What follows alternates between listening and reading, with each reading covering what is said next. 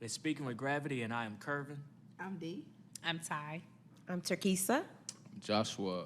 And we are hosting the podcast Speaking with Gravity that talks about mental health and how everything affects everything. With every episode, the goal is to have a conversation that will make you think, make you feel, make you do what is best for you. I'm a therapist. Four out of five of us are therapists, but this isn't therapy. It's a podcast.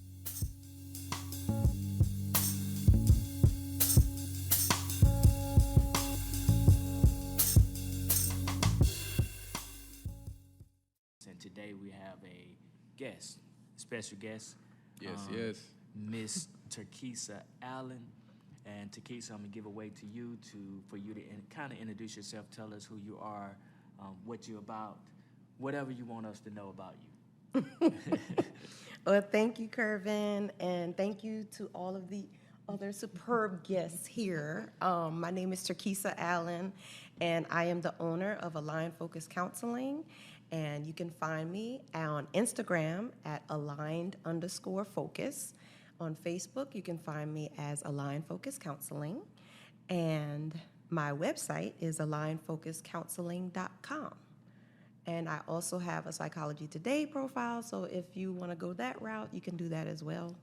I have a passion for people, but really to meet them where they are and without the BS, if that makes sense. Mm-hmm. Makes a lot of sense. So there's another therapist here in South Carolina, another African-American therapist here in South Carolina, that we wanted to have an opportunity to, or give an opportunity to highlight. So, Young Garvey, Mr. Joshua, is going to give us our Twitter discussion today to kind of set us up for what we're going into, what the episode that we're going into. Most definitely. Twitter discussion of the day.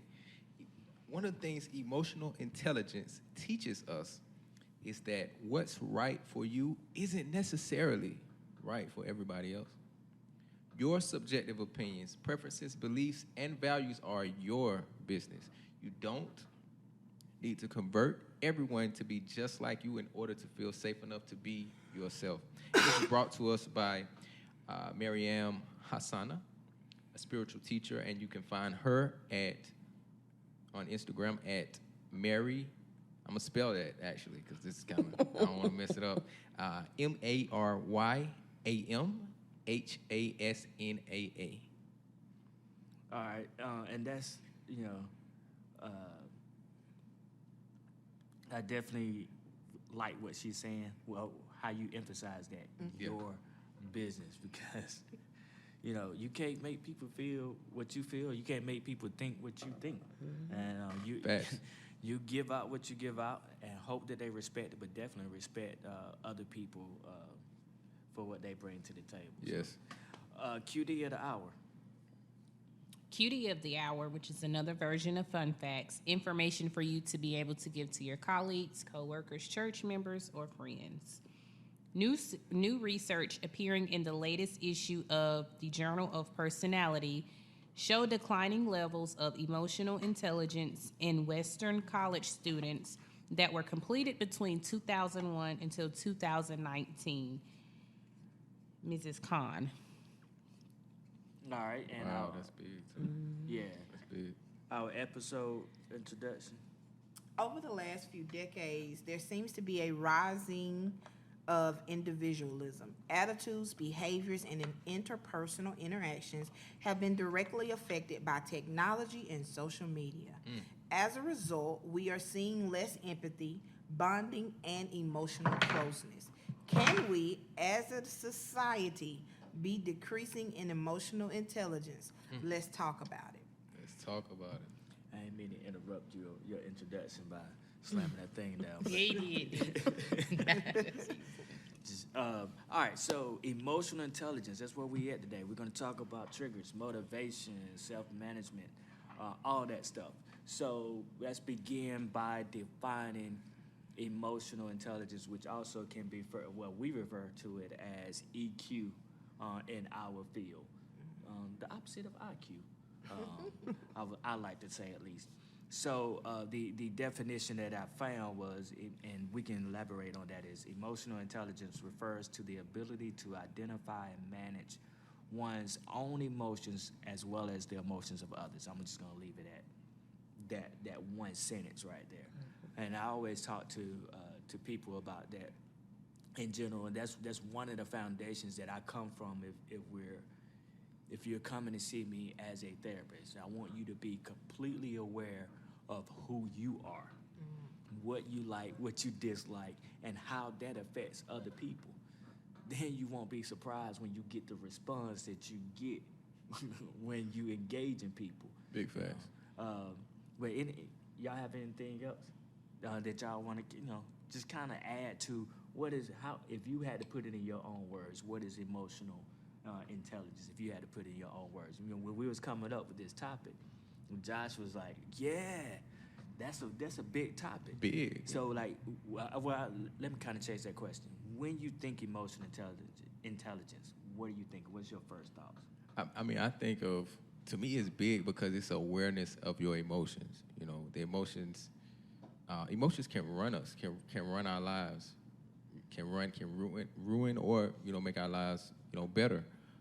So having an awareness of how I'm feeling in this moment, how I'm feeling in that moment, and the impact that it's having on my life, the impact that it's having on me, on other people around me, that awareness, that speaks to awareness, I think it's so important. And having the emotional acumen, I would say, to speak about your emotions, with people, and to have conversations, to allow people to speak to you, about their emotions as well, and to not judge. It's just really big. It's just really big. Oh, my emotional acumen. The emotional acumen. Like When I'm looking up acumen right now as we speak. Let's go. I looked it up before this, so I have nothing to fear this time. But it sure flowed right off too. It was good. But see, I can make some stuff flow now. You got it. You got it. Even if it's not. Well, you did that. Yeah. Emotional acumen. Acumen means the ability to make good judgments and quick decisions. Okay. Awesome. You digging it? Yeah. Got it. Yeah. I mean, Vocabulary lesson 101. yeah. When we saying this stuff, I want to make sure people know, definitely. What it is and how it relates to them. That's how I learn. Yeah. Actually, that's how I learn. I'm listening to different podcasts. I'm listening to lecturers and stuff like that, and say, "Oh, okay, that's what that means." And then I put it into my own vocabulary. But okay, big time. I like Flex a little that. bit. So, anybody else? What does EQ means to you? Do you see people abusing it? That phrase, emotional intelligence. I personally haven't seen people abuse it. I think people are becoming more knowledgeable about the term, but still lack some insight in what it actually means. Yes. So I guess on the positive side, it's good that people are becoming aware of the two words, emotional intelligence, you know. So it's always a good thing, to get the conversations rolling about what it actually means. I think they're gonna start abusing it after a while. Because it's like that with everything, right? Like when something catches on, people That's start true, wearing it too. out. People start taking it to other places. I think it's just a matter of time. Because I know, like a few years ago, when the concept was introduced to me, I was working in workforce development, dealing with people from all walks of life. So it was very important to have that skill and to develop your emotional intelligence and show other people, how to do so. I know at that time there wasn't like a whole lot on YouTube about it. There was a little bit about it, and I think it's developing into something a lot bigger now. And people, it's only a matter of time, I think. So if you're watching this, definitely hone in on this episode and get an understanding of what it is before people start messing it up. And I think that it's also not a final destination point either. Right. It's ongoing. Just as self-awareness, motivation, our empathy, all of that continues to grow. So until we leave this earth, we're still learning about ourselves. Come on now. We don't know ourselves as good as we think we do. We know ourselves where we are right now. Right now. And that's if we even in tune with ourselves. But I think it's an ongoing process. I love that. And what you just said, what you just gave out was the 5 components of EQ, or emotional intelligence, which came from the psychologist Daniel Goleman. That's how I learned. I was actually in grad school. You said it was a couple of years ago that you had heard it from your job, right? Yeah, probably about 3 years ago. Yeah. I was about to say it was grad school. It might have been grad school when I was introduced to it, because I don't remember it in undergrad. But either way, self-awareness, there was 5 components: self-awareness, self-regulation, motivation, empathy, and social skills. And I like what you're saying about self-awareness. Where you at now is not necessarily where you may be 5 years from now. I actually was having this discussion with my son. I don't even think I realized I was talking about it in this way. But as you grow, I was explaining to him, as he grows as a man, he may think he's a man at 15. He's gonna have a different thought of what a man is at 20. Right. And you know, as these 3, 4, 5 years come along, it's just constantly changing. You know, our goals, we only look at it like, oh, okay, my goals are changing, but it's your body, your thoughts, your feelings change about stuff. You know, somebody can say something now to me, and it just roll off my back. Whether a couple of years ago, it wouldn't have rolled off my back like that. I had that little man syndrome a few years back. So I felt like I had to prove that I was bigger than I was at 5'7". We all go through it, yeah. No, not everybody.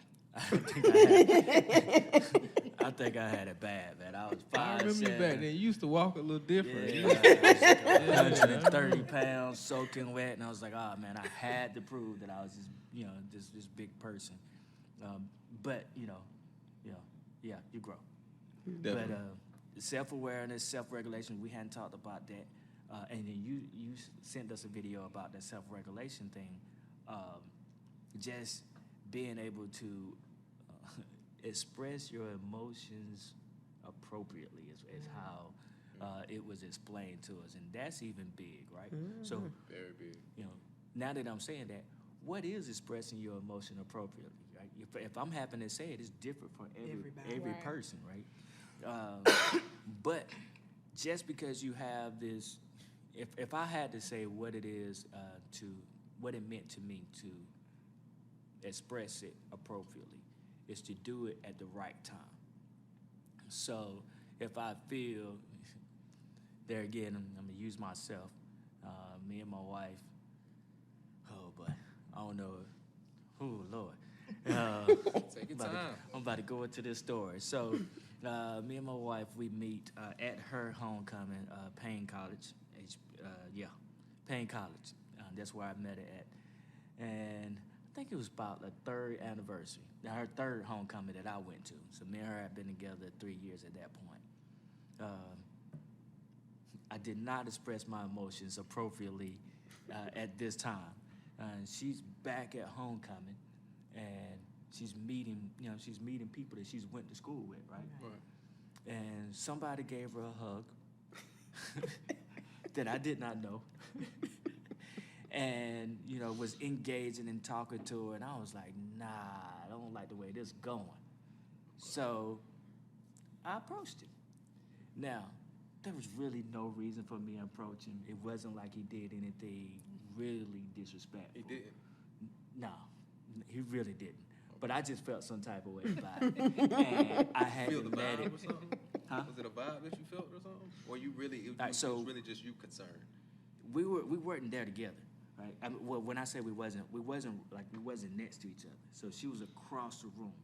So I couldn't feel the vibe, but I could see the vibe. Right. No, that's the thing now. That's the Yeah, thing now. yeah. And I saw that wasn't a vibe that I wanted Yeah. in that moment. So I was like, oh yeah, let me go over Yeah. here and address this. And I did just that. I addressed it. How did you address it? Because was there anything to address? It wasn't anything to address. That's the problem. It wasn't anything to address. And when I say I did it inappropriately, I had a thought in my head. I went with that thought and I ran over there to address it. Right. I didn't talk to her about it. I didn't give myself a chance to really process it. Well, I did. I was sitting beside somebody, and I was like, yo, did I just see that? And this person who don't really know me at that time was like, yeah. You saw that. So he didn't make it any better, He right? saw it too. Somebody to Yeah, validate what your he perception validated it, was but there. he didn't know her. He didn't know her. He didn't know our relationship. You asked the wrong person. Wrong person at the wrong time.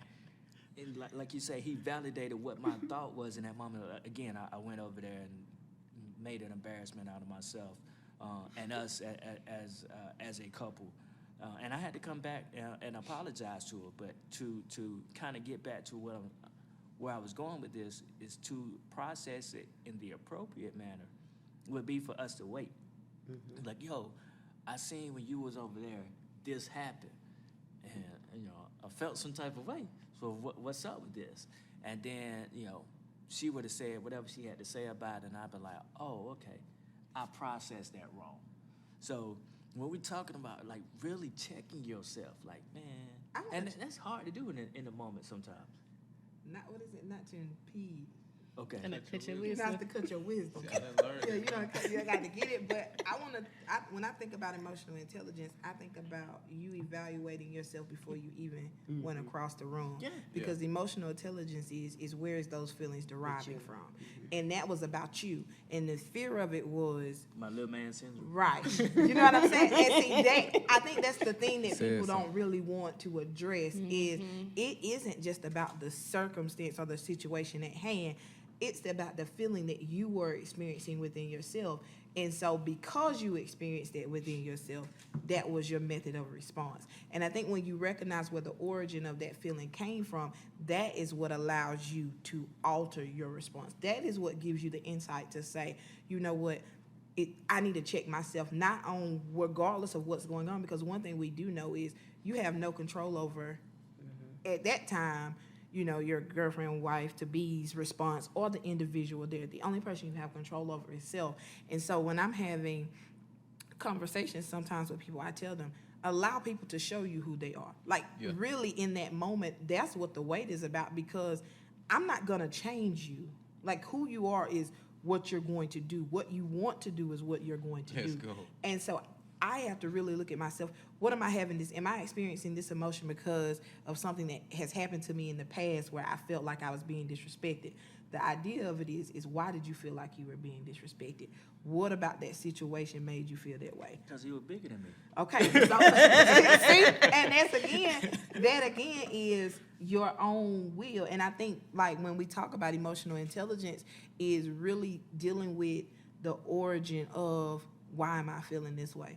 A lot of times we are afraid of our own rejection, our ideas of, Exactly. somebody trying to disrespect us. But in essence, it's not about them trying to disrespect us. It's not always that. And until you identify what that is, I think you can't have emotional intelligence until you realize where the emotion is originating from, right? Before you can get into any form of regulation. And I think emotional identity is where you really begin to moving towards Right. emotional intelligence. And let me say something. And so, I want to encourage y'all. That takes time too. Right, yeah. That takes time of like getting to know yourself and understanding your emotions. That's like Curvin. If he hadn't, had moments like that where he, been getting to know himself and his emotions, then it would have been hard for him to take that time and do all that thinking, all that processing in that moment. So to be good at something like that and to be emotionally intelligent, that means like getting with yourself and really sitting down and understanding yourself, reflecting on experiences that you're having or that you have had, and saying, okay, what led to this, so that next time you can react, you can respond better emotionally, I would say. Yeah, reflection and introspection is big. Introspection, let's go, Right. yeah. That's it. Always sitting back and really thinking about it. But also what I like is processing it with somebody, processing it with someone. Yes. Um, Who's you know, open, of course, definitely. The right person, yeah. Preferably, I would say a therapist. But there are people maybe in your circle, in your family, that you can really talk to, that can help you process things. Because you know what, we'll be surprised things make sense in our head. But then when you start talking about it out loud, you be like, man, that didn't. Like, again, Yeah. And you need that people same to tell you situation. that Yeah, what yeah. you're talking ain't right, man. You need Like, somebody to call you on it, right? But then let's go to motivation, right? Knowing the what and the why. What and why I do the things that I do. I encourage people a lot of times to kind of go back to like knowing where you came from, knowing your parents, knowing your siblings, knowing your family. That'll give you some insight into, not necessarily answer it, but give you some insight into the why. And then, of course, your experiences itself, within itself, throughout lifetime that have brought you to this point where you at. I don't want to get too far into that because I'll be talking about myself too much. That's all of us. Yeah. That's how you teach other people. Yeah. Yeah. And I like what you said when you said to go back and learn yourself, because it made me think about the episode I just sent you guys with Pastor Mike Todd Jr., which it's been like 3 years, but he's talking about all strings attached. And, he's talking about family ties and then daddy issues. And a lot of times the way in which we respond to situations in our adulthood has a lot to do about the experiences and exposures we had in our childhood.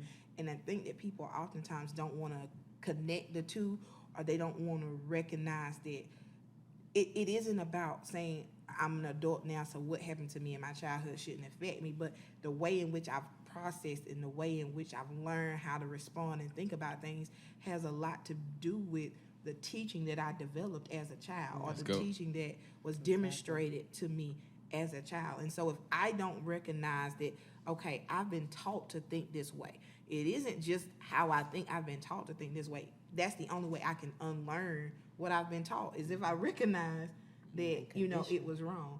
And he even pointed out the scripture in particular where he was like, train a child up. He was like, but what happens if your training was wrong?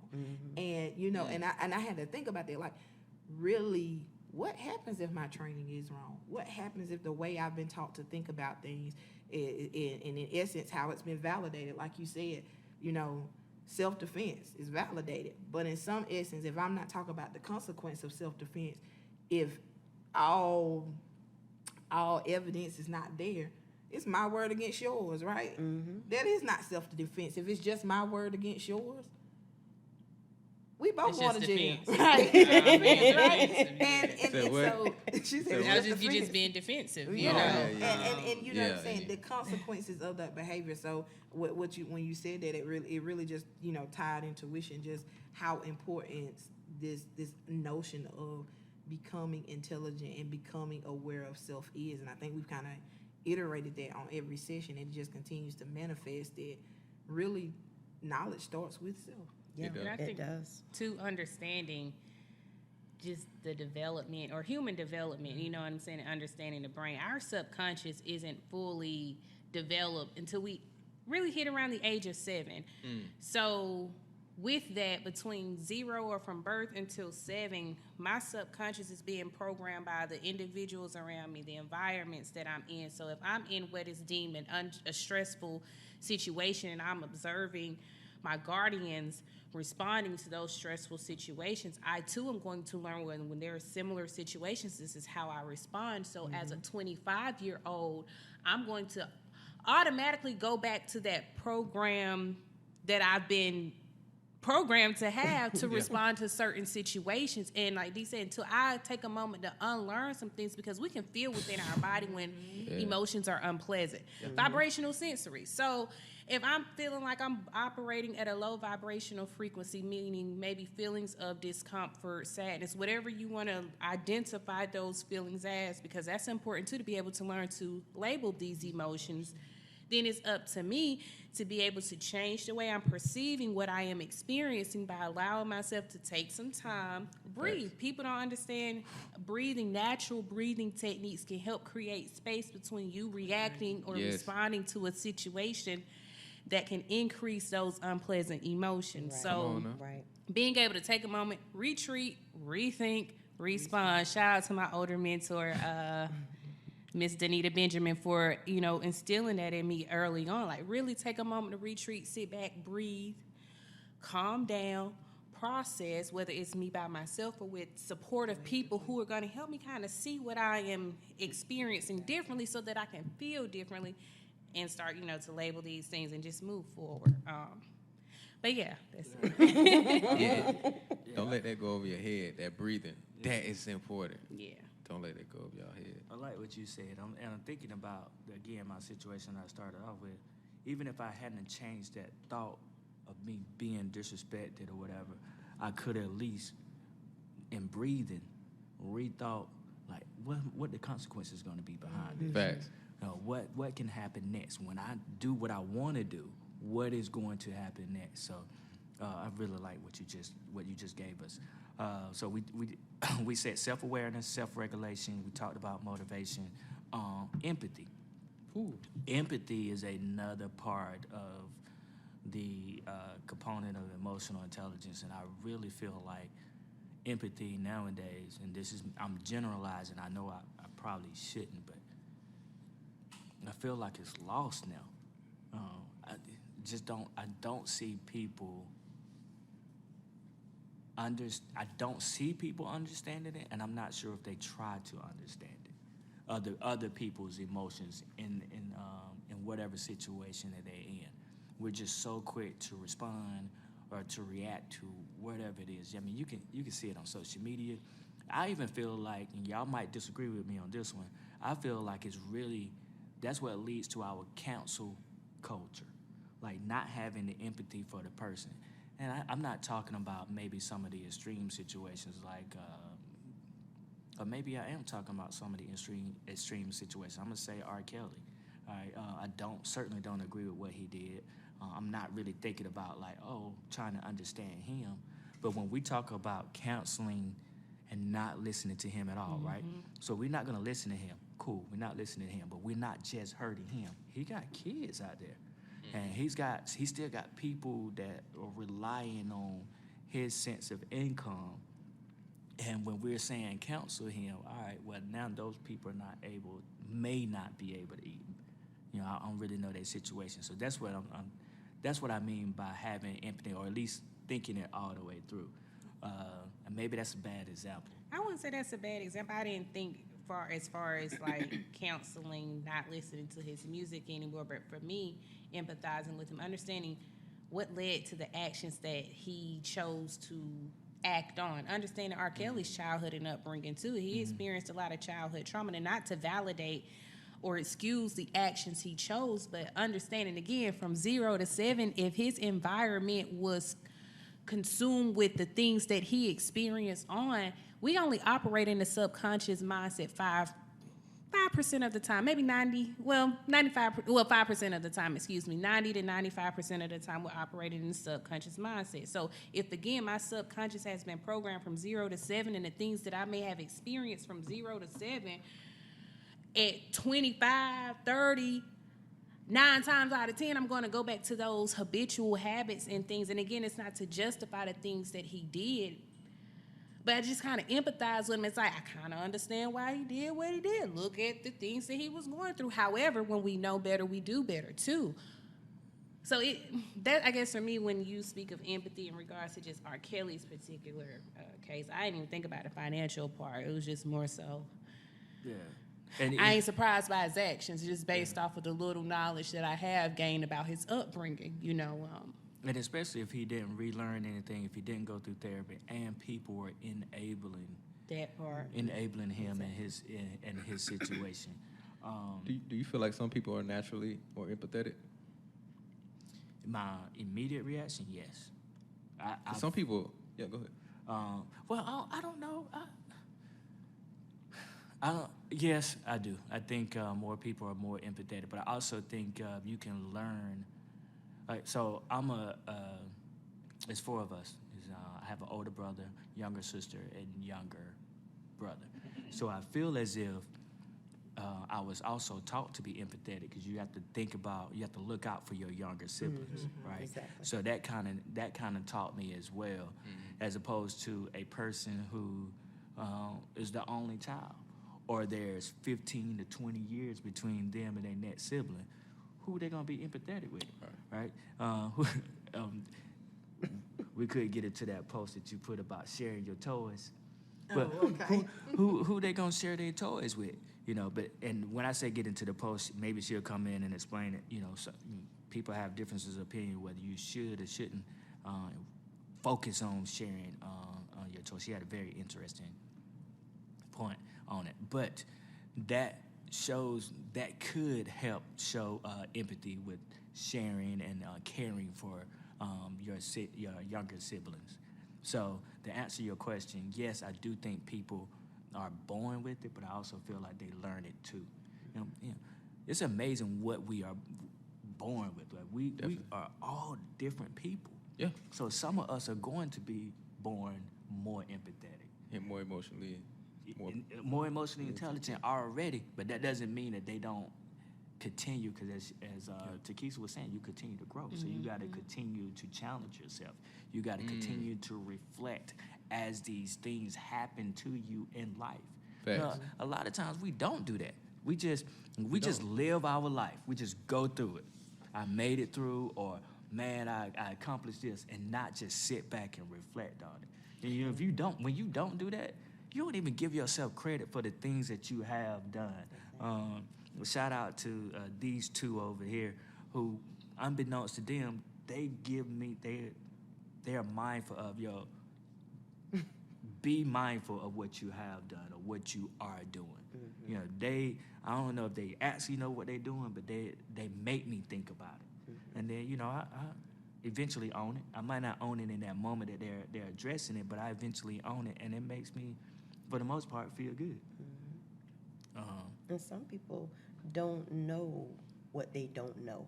Absolutely. So even if you come up in a certain environment or you were conditioned, whether it was the people, or you can even come from what's considered a great environment and still be conditioned and influenced to think something else. And our society is a prime example of that. Most of the commercials on television confirms that you're not good enough. You're not smart enough. You need to do this, or you're trash. If you haven't caught up to this, you SOL. Like, it's whatever. It's sorry for you, you know. And which emphasizes what you just said, Kervin, about, you know, people that is showing a decline in the emotional intelligence, where people just don't even have that empathy. They don't have any connection with people because you've been taught to always base yourself off of some other mold that doesn't even apply to you. But we just get so caught up, and when you don't know that whatever it is that's not working for you, you don't even know that that's jacked up, right? You don't even know it's shiggity already. You just doing what you know and walking around, you're ignorant. Which is why I think it's important to understand how you feel as Right. well. You know, being in tune with, I may not be able to identify what this may be, how I feel. It's not making me feel pleasant. Exactly. Because, Yeah. and that's if you are able to differentiate what feels good and what doesn't Exactly. feel good too. But for the most part, paying attention to that gut, like the gut is the second brain, you know, and I ain't gonna get into too many details about that, but really paying attention to how you feel. And if you're noticing, this don't feel too good, if you're at the appropriate age level, because Right. when we're dealing with kids, you know, that's a different ball game too. But if it ain't feeling too well, I may need to do something differently because I know what makes me feel good. And if I don't know what makes me feel good, kind of going back to what Josh mentioned too, we need to find stillness, you know. And if you don't know how, but really understanding, Kervin, I think you mentioned this too, really being able to sit back and reflect on the things that I've done, but just to a different magnitude, like reflecting on how the situation makes me feel, reflecting on how being around these individuals make me feel, reflecting on how I see myself and how I make myself feel in order to kind of shift and move differently to become emotionally intelligent about the things that I'm experiencing. But yeah. Peace be Exactly. still. Peace be still. I mean, I know that scripture. Yeah. Big. And I mean, I feel like, and the reason I brought that up, y'all ever dealt with somebody that was like, been around somebody that's like, this is just how I am. This is just how I am. Man, I hate when people do that, and they haven't really, you know, really reflected on the pain they could be causing other people with that. You know, that's, I mean, that's lack of empathy sometimes. Yeah, or themselves, you know. So I just want to encourage people to you know, to do that, to please reflect and not just be a bystander, you know, for your own, sometimes toxicity, not just be a bystander in that, but be active in that, and be active in making sure that you're showing up, emotionally. I think is important. What helps y'all with, if we can all answer this, what helps you with your own empathy? What helps you have empathy for people? When stuff happened to me. Yeah. That's usually how we learn when stuff happens. When you hit rock bottom or you get shamed, embarrassed, you just all the way out there, just out there on a ledge. When you are there in that space of even desperation, just when it affects us, that's when the light bulb starts cutting on, at least a little bit. And I'm gonna even say, I love that. I'm gonna even say when things happen to other people, I'm the type of person. For some reason, sometimes I put myself in other people's shoes really quickly, and it's almost like, I'm experiencing. Okay, this would happen to me. How would I feel? And so immediately, I kind of, I feel a certain way about that other person.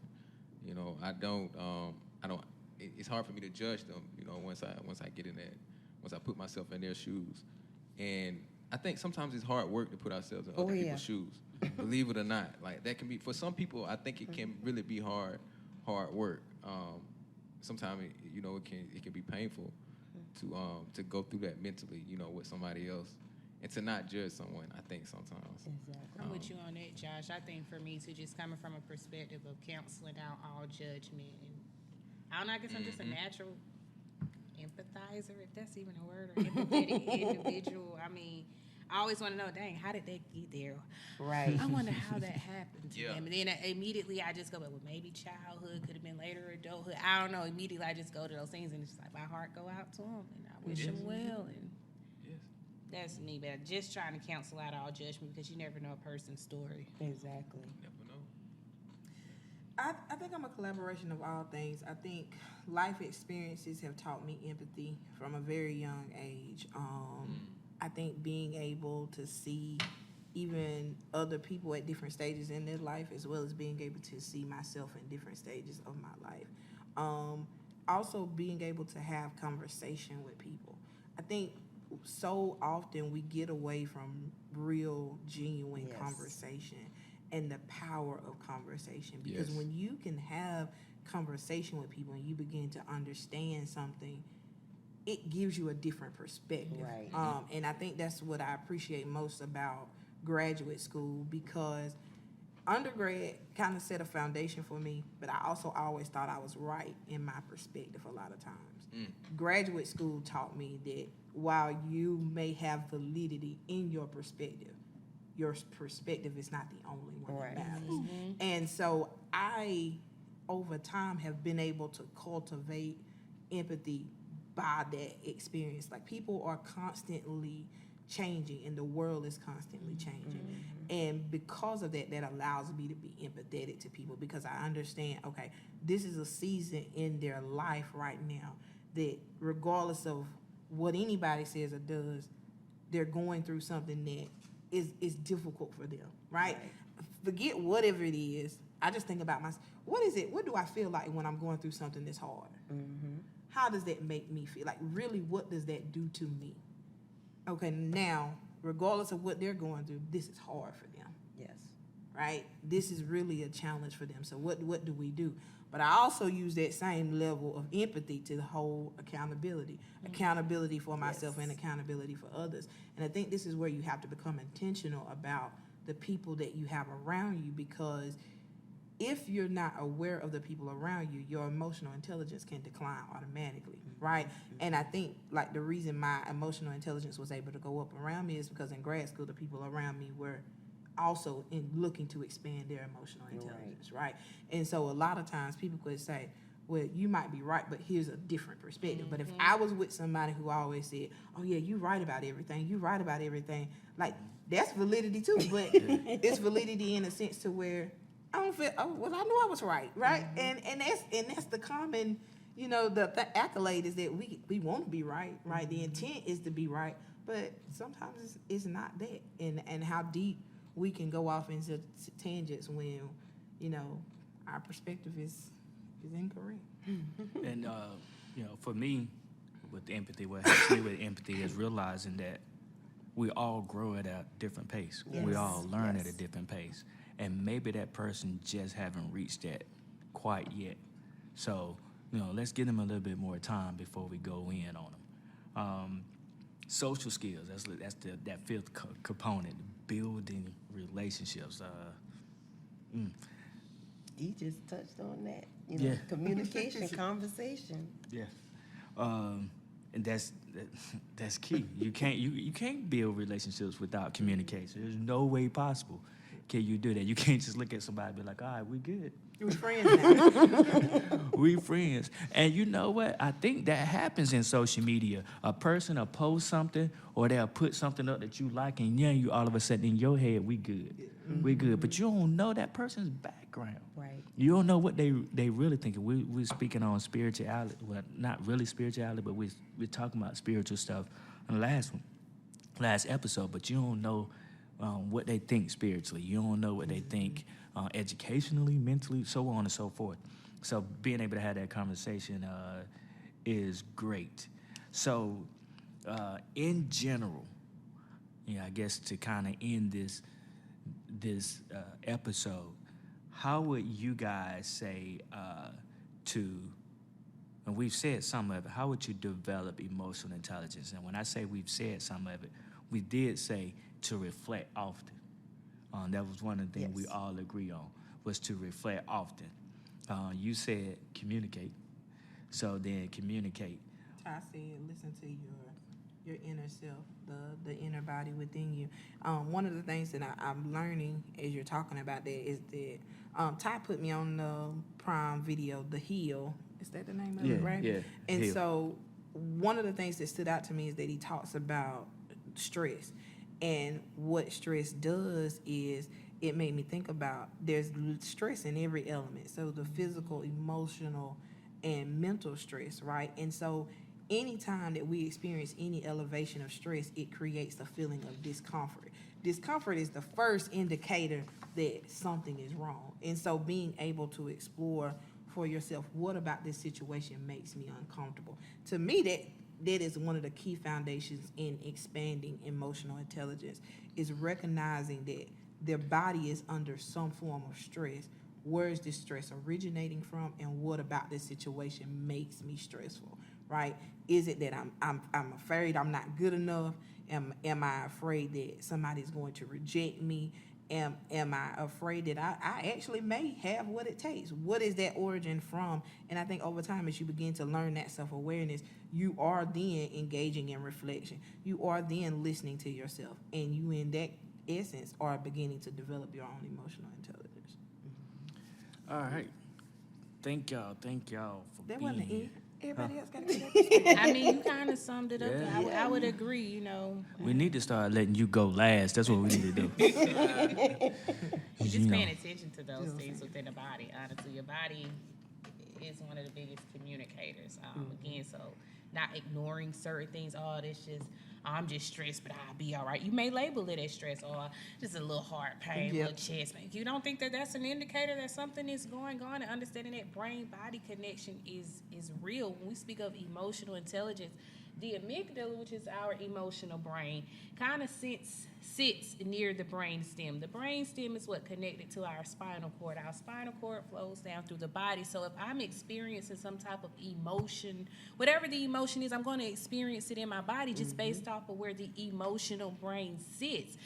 So being able, I think I mentioned the parasympathetic nervous system and the sympathetic nervous system. So the sympathetic nervous system, when we experience fight, flight, freeze, dissociation, whatever the case may be, you're experiencing those things within the body. Well, the parasympathetic nervous system can initiate a natural calmness by just breathing to slow those things down, so you can then get in tune with, all right, what's going on? Because what I was just feeling wasn't serving me. How can I kind of process and figure out, again, what led to the origin of that emotion, process it, talk about it, do what I need to do for me to feel better. Right. That's the thing, for me to feel better. But stress is the number one indicator for all illnesses, mentally and physically. But yeah, D summed it up. Well, look, Say something real quick. before you say that, and correct me if I'm wrong, because I could be wrong with this. Didn't you just kind of give them the polyvagal? Is that polyvagal? Polyvagal? Yeah, you just gave them polyvagal theory in essence, right? Some, not all, but shout out to Dr. Stephen Porges. I think that's his name. He's Yep, he's a doctor. I don't know if he's a psychiatrist, physician, neuro, But if- somebody. if you want to know more about what she was just talking about, how you say it again? Polyvagal theory Yeah. highlights like the vagal Yeah. nervous system within the body. Definitely Google that, and it's gonna give you. She said it in her own language, so it's gonna give you the same thing. When I say she said it in her own language, she didn't say it wrong, but she said it in her own language, and it's gonna give you, more stuff, and it might actually confuse you because sometimes we talk in these clinical terms, Yes. and it gets confusing. But she broke that thing all the way down in a way where everybody can understand it. Josh, you wanted to say something? Yeah. Just want to say basically, what D and D summed it up, and Taisha follow. Check your temperature. Checking your temperature and checking the temperature around you. You know what I mean? People get shot for not being emotionally intelligent. Believe it or not. You think about officers. Definitely. Black people being in those type of situations. We put everything on the officer who definitely needs a lot of needs to bear that burden. But also in those moments, you have to think about your tone. You have to be aware of your emotions, checking your temperature, and checking the other person's temperature as well. They may be having a bad day, and not just in those situations, but in so many situations. Things go left really quickly because we aren't checking the temperature. Just want to also encourage y'all, put a mirror to your emotions. Definitely do that. Before we leave the house in the morning, we're looking at ourselves. Sometimes, for 30 seconds, sometimes for 5 minutes, trying to get ourselves right, brushing our hair and everything. Putting a mirror to our emotions as well is key. It's like very important. Where are we emotionally? How our emotions, how we're gonna be carrying ourselves for that day emotionally. Let's try to check that, really early, and get a hold on our emotions so that we can impact ourselves, impact our days in a positive way, and somebody else's. So yeah, let's do that. We're trying to close out here, but you said something interesting talking about police brutality and all of that. But, it's when you are emotionally intelligent, it's not just about, I have a right to this. You're thinking about how it affects that man trying to, as a police officer, they say, he's trying to get home. Yes, I know you're trying to get home to your family as well. Both of y'all trying to get home to y'all family, right? So how can we do that? Without exerting, I have a right, you have a right. If he's determined to do X, Y, and Z to you, and you really want to get home, all right, you got it. Because I'm going to get home, and I'll fight it another way. I might not be able to fight it in this moment. You might handle me right here, right now, but I'm at least be alive to kind of go back at you and maybe fight in a court of law. And even if I lose that, I still got my family. My kids still get to see me. I still get to put wisdom into them and allow them to grow and be better. And maybe they that person's boss one day who just handled you. Like, come on. Let's get home at the end of the day instead of just being like, okay, it's my right. I need this. You got to get this to me today. No cap. Yeah, when you said that, but that thing touched me because really we losing people because we're not emotionally intelligent. Yeah. We're losing people in our community right here that we can touch, but also that we see from time to time. That thing still resonates with me with Mr. Floyd. Yeah. George Floyd. I still think about that sometimes. I remember having a conversation with another person who was don't look like me. And they was trying to get an understanding of it. And I remember being surprised at how emotional I got. Trying to explain to him that I saw myself in George Floyd. I saw my son in, what's his name, with the Skittles? Tamir Rice. Yeah. So many. I saw my son and then like, Mike Brown. just being aware of all of that, man. And then just trying to piece it together, man. I think what you point out is that we as African Americans have to be more intentional about our emotional intelligence. Yeah. Because Yeah. there are a lot of things that are happening to us that we don't always have control over. Yes. And you know what I'm saying? I think we're fighting for control. And control in the moment doesn't change control long term, right? Because and I know people say, well, we're not cowering out, we're not bowing down, but I'm with you in there's a way in which we fight things. I tell people that all the time. When it comes to my son, I will fight you in law every single day. We can go to trial, we can do whatever. And legally, in a particular, there was an incident, and I guess we kind of going on, but there was an incident that happened where in the midst of COVID, my son was at daycare, and a young boy of another ethnicity bit my son in the lip. And they validated it by saying that my son had head-butted the little boy. And me knowing my son's nature, that's not who he is. He's not aggressive. He's not in that manner. And instantly, Mama Bear wants to rah-rah. Come on, right? Mama Bear. Mama Bear was ready to snatch some hair, some loose. Shake the table. That's right. Baby, the Shake table the was already table. shaking. You see what I'm saying? But me in emotional intelligence, what does that do? Yeah. Right? One, Let's go. I'm in the vicinity of a school, so puts me, whatever I do here, right? I'm going on trespassing. That takes my child out of daycare. That puts me in a position of now I'm an offender, right? I'm the victim, but now I've become the predator, right? So now I've changed who I am in the situation. And they ain't even focusing on my son anymore now. They're focusing on my behavior as a result of that incident. So his situation is minimized. And one of the things I had to point out to the director at that time is that my son is a little black boy. Like at the end of the day, he doesn't always get to be aggressive in this nature, because had he responded in an aggressive way, we would be having a different conversation, right? And even finding out that, one, my son never head-butted the little boy, like, I'm not teaching him that. You know what I'm saying? Like, I'm having to be intentional about that. And so even the language that we use, my language was intentional. And I told her, this little boy, I don't care that he's 3. He attacked my son. Do you understand it? So now I have to use your terminology. Again, emotional intelligence, right?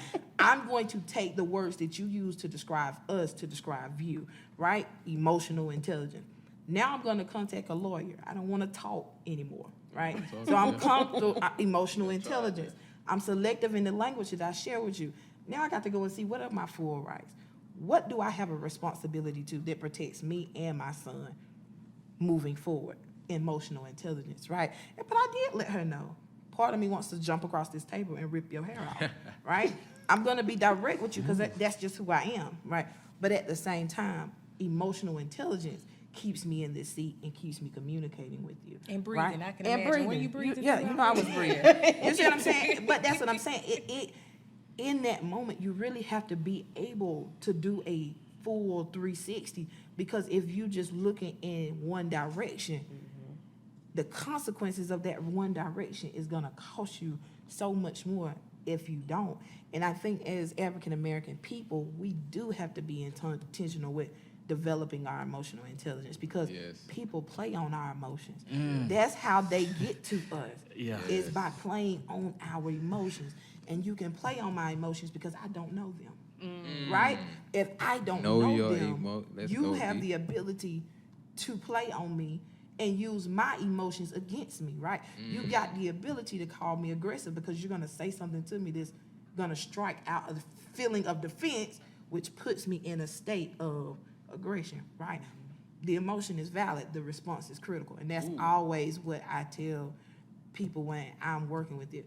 I'll never take away your emotion. You mad, you right. You got a right to be mad. You angry, you got a right to be angry. But how you respond changes everything. How you respond. That goes back to Everything. that accountability component. Yes. It's on me. I can control the internal things Right. going on, but anything external is beyond my control. But Come as long on. as I can manage the internal things that are going on, I'm okay. Right. Because what happens outside of me is really beyond my control. So even if, like you were just, I ain't gonna even go down that point, just having that, again, emotional awareness, being in tune with self, But this brings about another question, and I know we're supposed to wrap up. If we have children and we are encouraging emotional intelligence and they go into a different environment and they're being expressive about how they're feeling and someone minimizes it or brushes it off, and then that creates shutdown, like what do y'all think about that? And like, I guess, how do we move forward with people who I'm trying to be emotionally aware? I guess more so kids, because as an adult, I'm grown. You ain't finna be trying to shoot down what I got going on. And you can, but because I'm emotionally aware, I know maybe I just shared the wrong thing with the wrong person.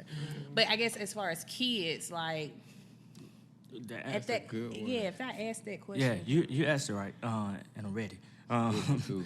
Validate.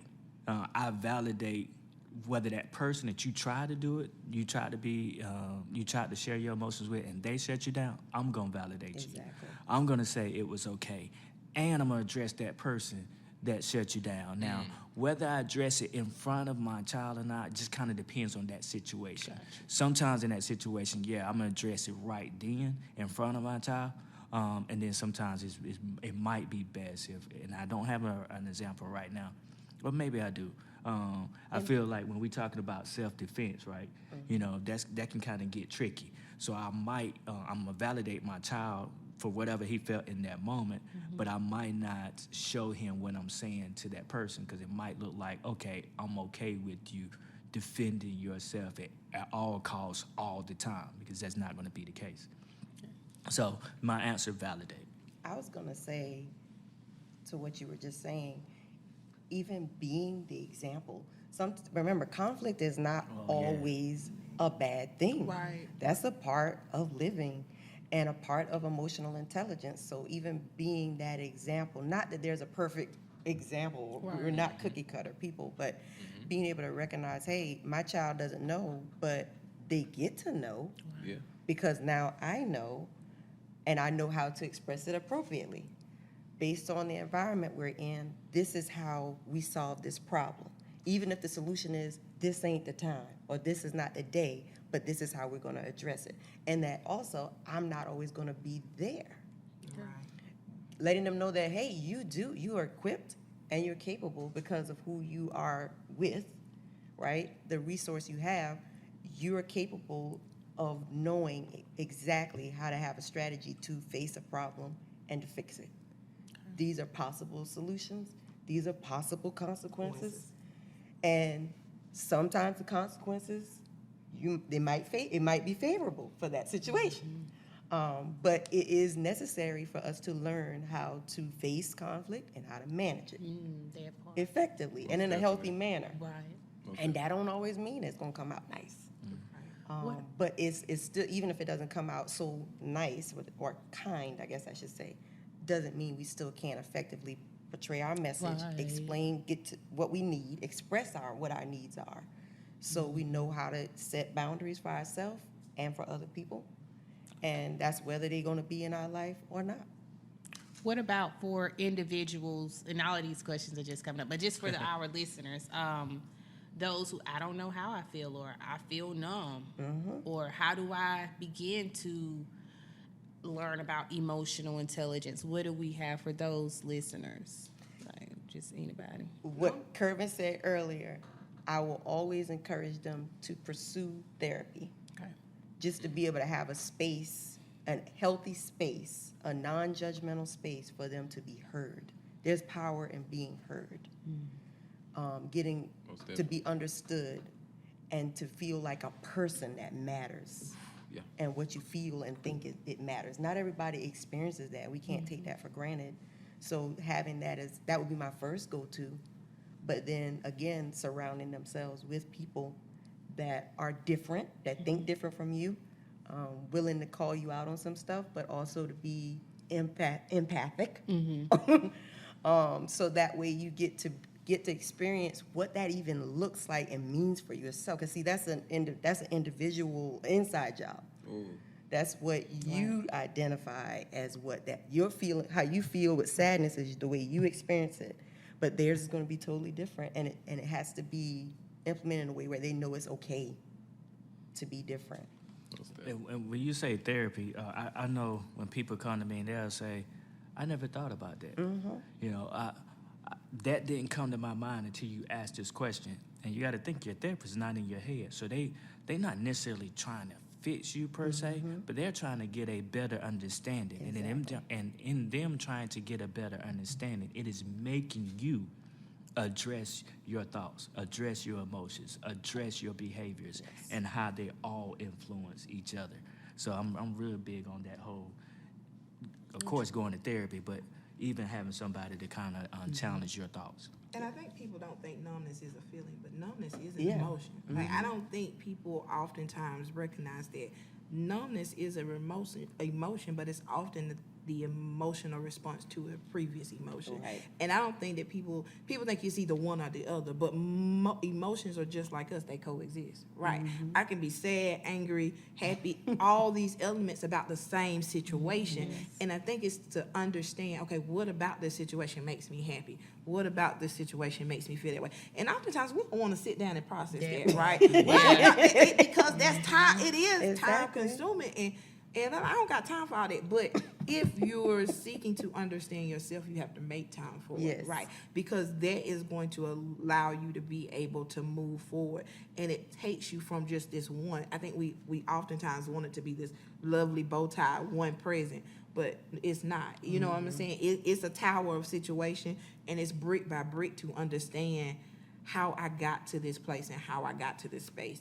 And I think when we're dealing with children, is, exactly what everyone else is echoing. We have to validate. But I think what Ms. Turkisha pointed out was most important is helping them understand consequence. Because when they understand, everybody's not going to like you, right? And that's one of the things that I have tried to teach my son now. Exactly. Everybody's not going to like you. And oftentimes when we look at it, people who know who they are, most people don't like them, right? When people understand who they are and how they operate, most times they don't have a lot of people around them, right? Because they're in tune with who they are. And so it may be because they're selective about who they open themselves up to, but it's also because that makes people uncomfortable when they can't, you don't flow with the wind sometimes, right? People sometimes prefer people that, just kind of can go with the flow, spontaneous as they like to call it. But sometimes spontaneity gets you in a lot of trouble, right? Sometimes being spontaneous can get you in a lot of trouble. And so, like, knowing your lane and knowing what works for you. And like we said early on, it's an ongoing journey. It's not anything that's definite. It's not permanent. It's not stamped in stone, but it is a growing journey. And as you continue to grow, so will your emotional intelligence. Yes. When you said it takes time, right? People don't want to take the time to kind of unload, unpack their emotions.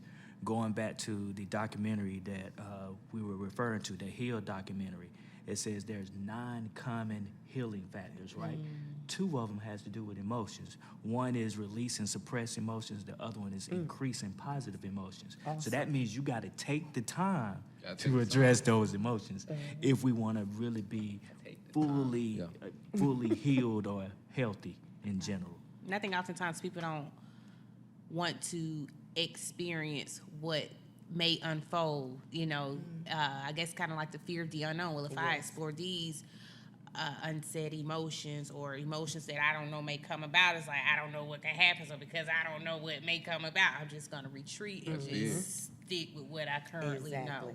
And then again, like D loves to say, you have the power of choice. But remember, as you continue to make those choices, certain things are going to happen, so.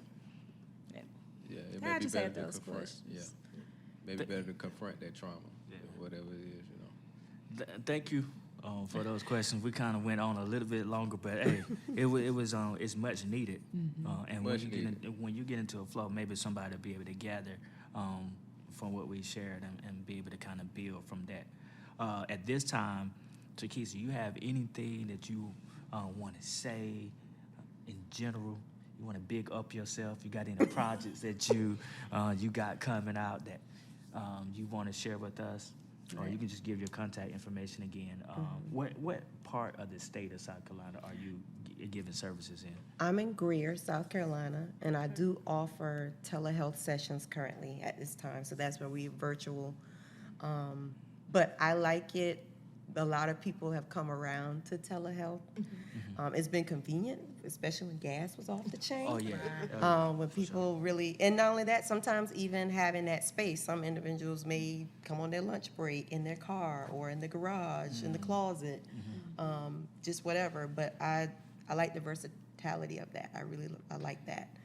I am in Greer, and I do help individuals with anxiety, stress management, self-esteem, challenging you to challenge yourself. A little bit of ADHD, depression, of course, and managing emotions as well. Some relationship issues also.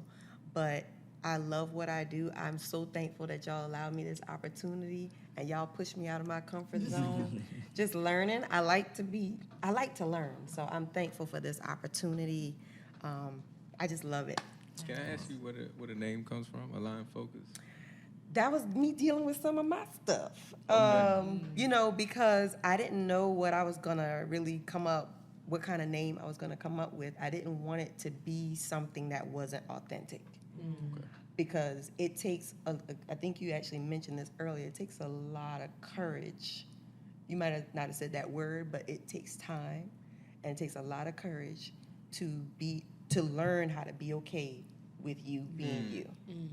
And so actually trying to get things to a certain point, it was more about, I just need to stay focused because my lane is my lane. So if I want flowers on that lane, I can put it there. But I don't need to be focused on everybody else's lane and how they got there and compare myself to this. But I've done that, and not to say that I still don't have moments, but I have to check myself on that.